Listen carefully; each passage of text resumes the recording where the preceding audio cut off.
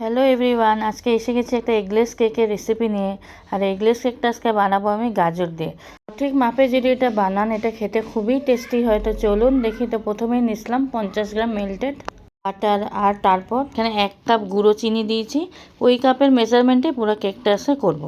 তারপর half cup মতন দিয়েছি দুধ, দিয়েছি 1 চামচ ভিনিগার, আর ওই সেম কাপে 1.5 কাপ মতন ময়দা দিয়েছি। এখানে তোমরা চাইলে আটা দিয়েও করতে পারো কেকটা। তো 1.5 কাপ ময়দা দিয়ে ভালো করে কিছুক্ষণ মিক্স করে নিয়েছি। মিক্স করে নেওয়ার পর তারপর একটা গাজর আমি গ্রেট করে রেখেছিলাম, সেই গাজরটাই দিয়েছি এর মধ্যে। দিয়ে ভালো করে কিছুক্ষণ মিক্স করে নিতে হবে। একটু দুধ দিছিলাম যেহেতু একটু ড্রাই মনে হচ্ছিলো। দিয়েছি 1 teaspoon baking powder, 1/4 teaspoon baking soda, আর সামান্য ভ্যানিলা এসেন্স। সব কিছু দিয়ে ভালো করে মিক্স করে নেওয়ার পর একটা কেক টিনের মধ্যে বাটার পেপার লাগিয়ে তারপর উপর থেকে এই কেকের ব্যাটারটা পুরোটা দিয়ে পছন্দসই কিছু আমার ড্রাই ফ্রুটস দিয়ে দিয়েছিলাম এর মধ্যে। তোমরা চাইলে খালি কাজু কিশমিশও দিতে পারো।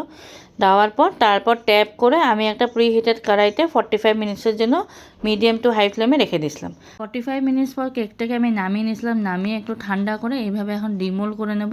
আর এই এগলেস কেকগুলো বানানো খুবই সহজ, আর এটা খেতেও দারুণ লাগে। অনেকে আছো যারা ভেজ খাও, তাদের জন্য এই রেসিপিটা খুবই ভালো। তো কেকটা কতটা সফট হয়েছে তোমরাই দেখতে পাচ্ছ। এখন খুবই সফট হয় আর খেতে দারুণ হয়। তো যদি রেসিপিটা ভালো লাগে থাকে অবশ্যই লাইক করে শেয়ার করে দিও।